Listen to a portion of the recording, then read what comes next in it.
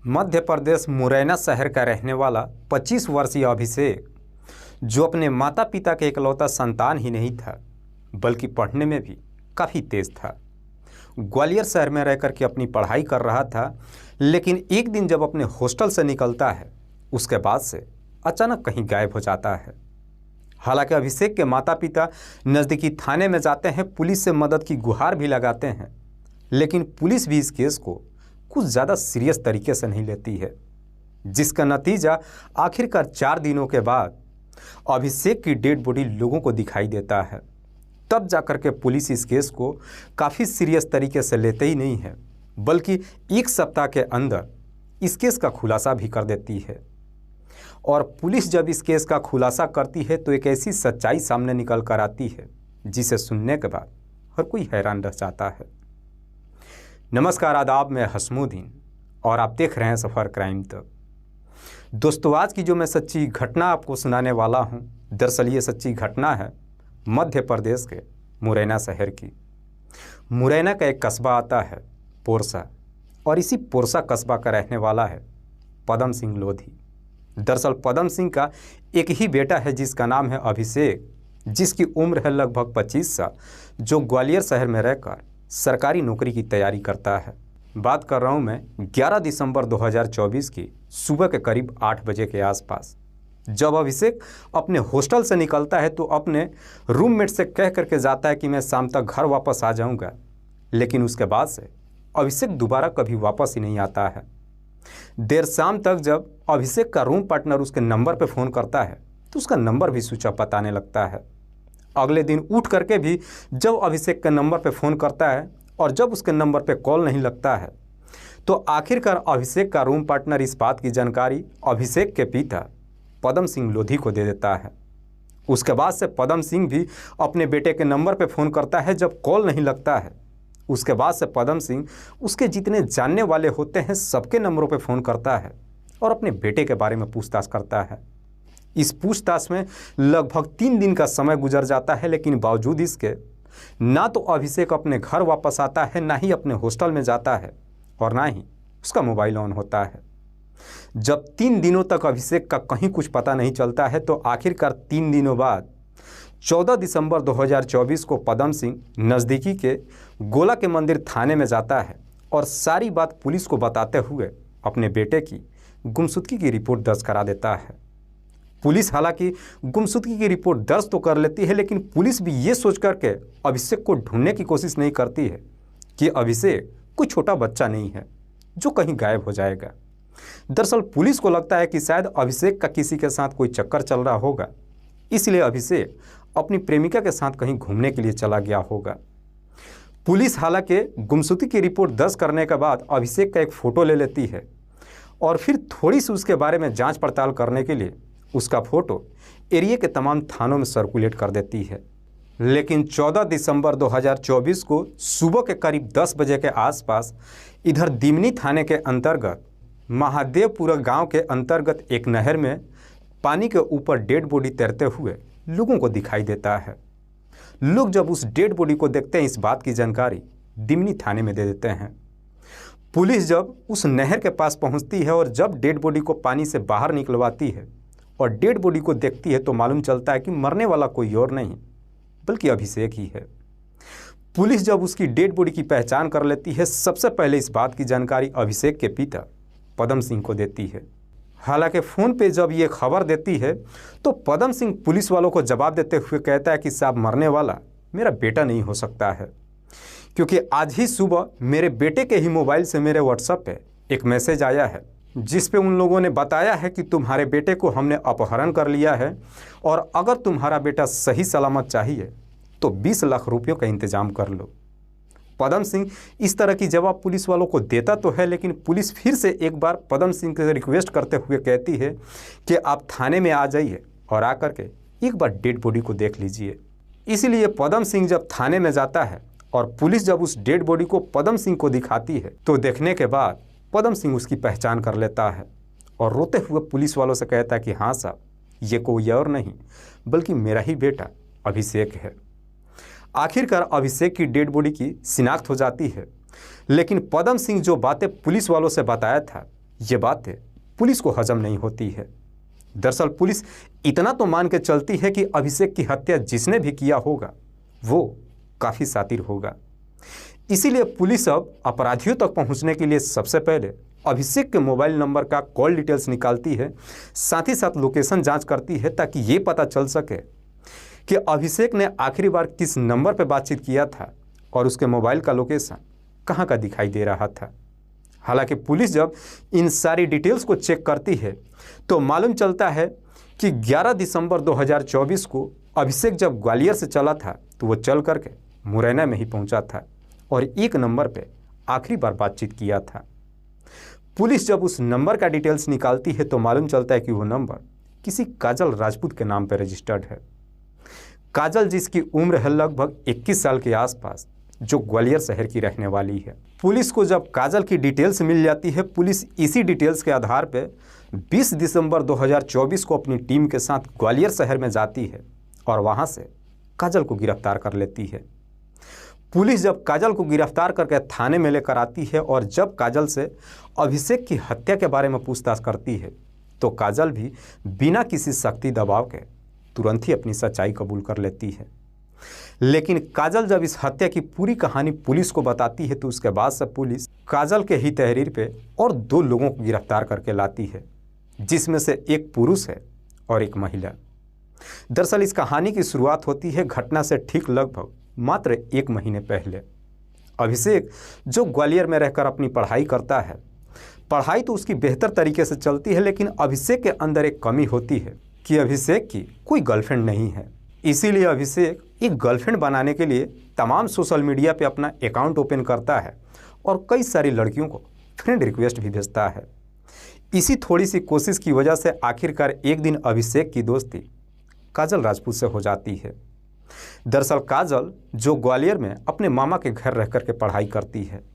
काजल की भले ही अभिषेक से दोस्ती हो जाती है, लेकिन काजल का पहले से ही एक व्यक्ति के साथ में प्रेम प्रसंग चल रहा था, जिसका नाम है मुकेश लोधी। मुकेश जिसकी उम्र है लगभग 23 साल के आसपास, जो मुरैना शहर में रह कर के गाड़ी चलाने का काम करता है।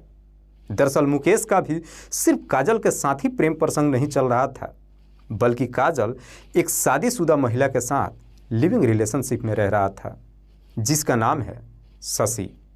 दरअसल शशि की भी 1 साल पहले ही शादी हुई थी, लेकिन शशि अपने पति को छोड़ करके मुकेश के साथ लिविंग रिलेशनशिप में रह रही थी। हालांकि मुकेश का जब काजल के साथ साथ शशि के साथ में भी जब प्रेम प्रसंग शुरू होता है, उसके बाद से मुकेश भी इन दोनों के ऊपर आंख बंद करके पैसा उड़ाता है, जिसकी वजह से मुकेश पे लगभग 5 लाख रुपये का कर्ज हो जाता है और मुकेश की इतनी आमदनी भी नहीं हो पाती है जिससे वो अपने कर्ज को उतार सके। इसीलिए एक दिन मुकेश जब अपनी दोनों प्रेमिकाओं से मुलाकात करता है, अपनी सारी परेशानी को सामने रखते हुए कहता है। हालांकि सारी परेशानी सुनने के बाद भी उसकी दोनों प्रेमिकाएं उसके साथ देने के लिए तैयार हो जाती है। तभी मुकेश के दिमाग में एक आइडिया क्रिएट होता है। दरअसल मुकेश अपनी प्रेमिका काजल को समझाते हुए कहता है कि क्यों न तुम एक अपनी फर्जी आईडी इंस्टाग्राम पे बनाओ और उसी के मार्फत से किसी लड़के को फंसाओ, उससे मिलने के लिए बुलाना, जब वो तुमसे मिलने के लिए आएगा हम उसका अपहरण कर लेंगे और फिर फिरौती के तौर पे हम उससे 20 लाख रुपयों का डिमांड करेंगे। जब हमें पैसा मिल जाएगा मैं अपना 5 लाख रुपया कर्ज उतार दूंगा और बाकी सारे पैसों से हम मौज मस्ती करेंगे। मुकेश जब अपने पूरे प्लान के बारे में अपनी प्रेमिका काजल को बताता है, काजल इसके लिए तैयार ही नहीं होती है, बल्कि खुद मुकेश ही काजल के नाम से एक फर्जी आईडी इंस्टाग्राम पे ओपन कर देता है और फिर काजल उस इंस्टाग्राम आईडी को जब चलाना शुरू करती है, एक दिन उसी के इंस्टाग्राम आईडी पे इधर अभिषेक का फ्रेंड रिक्वेस्ट आ जाता है, जिसे काजल एक्सेप्ट कर लेती है और फिर दोनों के बीच में कुछ दिन तक बातचीत होती है। उसके बाद से अपना अपना मोबाइल नंबर एक दूसरे को शेयर कर देते हैं और जब फ़ोन के जरिए एक दूसरे से बातचीत होना शुरू होता है, आखिरकार काजल और अभिषेक के बीच में प्रेम प्रसंग शुरू हो जाता है। दोनों के बीच में जब प्रेम प्रसंग शुरू होता है, अभिषेक को तो ये पूरा यकीन हो जाता है कि काजल उसे बेइंतहा मोहब्बत करने लगी है, लेकिन अभिषेक को ये नहीं मालूम चल पाता है कि एक्चुअली में काजल है कौन और उसका बैकग्राउंड क्या है। इधर काजल को भी जब पूरा यकीन हो जाता है कि अभिषेक उसके प्यार के चंगुल में बुरी तरीके से फंस चुका है, आखिरकार 11 दिसंबर 2024 को काजल अभिषेक के नंबर पर फ़ोन करती है और कहती है कि अगर तुम मुझसे मिलना चाहते हो तो मुरैना शहर में आ जाओ। वहाँ पे मेरी एक दोस्त रहती है, कुछ दिन के लिए वो कहीं घूमने के लिए गई है, उसका कमरा खाली है। अगर तुम मुरैना में आ जाते हो तो उसके कमरे पे हम बेहतर तरीके से मुलाकात कर सकते हैं। अकेले में मुलाकात करने के लिए कहती है। अभिषेक भी काजल की बातों में आ जाता है, आगे पीछे कुछ भी नहीं सोचता है और फिर उससे मिलने के लिए तैयार हो जाता है। 11 दिसंबर 2024 को सुबह के करीब 8 बजे के आसपास ही अभिषेक अपने हॉस्टल से निकल जाता है और जाते वक्त अपने रूममेट से बोल करके जाता है कि मैं शाम तक वापस आ जाऊंगा। तब तक इधर काजल भी जो ग्वालियर से चल करके मुरैना में अपनी दूसरी दोस्त शशि के कमरे पे पहुंच जाती है और उसी कमरे के अंदर मुकेश और शशि को छुपा करके रख देती है और जा करके बस स्टैंड पे अभिषेक का इंतज़ार करने लगती है। अभिषेक जब बस स्टैंड पे पहुंचता है, काजल उसे रिसीव करती है और फिर अभिषेक को लेकर के शशि के कमरे पे चली जाती है। जब वहाँ पे जाती है तो थोड़ी देर उससे बातचीत करती है और फिर उसे जूस पीने के लिए ला करके देती है और जैसे ही वो जूस पीता है, पीने के बाद अभिषेक का दिमाग चकराने लगता है। हालांकि थोड़ी देर के बाद जब वो होश में आता है, काजल से कहता है कि क्या तुम मुझे यहाँ पे सिर्फ बातें करने के लिए बुलाई हो।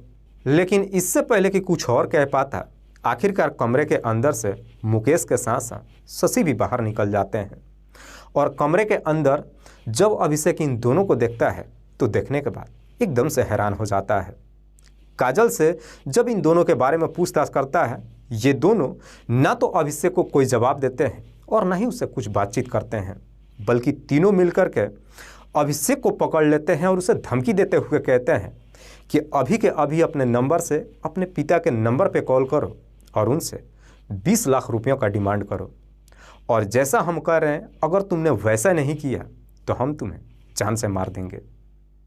हालांकि मुकेश जब ये सारी बातें अभिषेक से कहता है, अभिषेक उसकी बात मानने के लिए तैयार नहीं होता है और फिर वो शोर शराबा करने लगता है, चीखने चिल्लाने जब लगता है। इन तीनों को अब डर सताने लगता है कि कहीं अभिषेक की आवाज़ बाहर के लोग ना सुन ले, जिससे हमारी सारी पोल खुल जाए। इसीलिए आनन फानन में तीनों मिल कर के तकिए से अभिषेक का मुंह दबा देते हैं, जिसकी वजह से आखिरकार वहीं पे अभिषेक की मौत हो जाती है। अभिषेक की जब मौत हो जाती है उसके बाद से इन तीनों का भी अब दिमाग काम नहीं करता है कि आखिरकार वो अभिषेक के पिता से पैसा कैसे वसूली करें।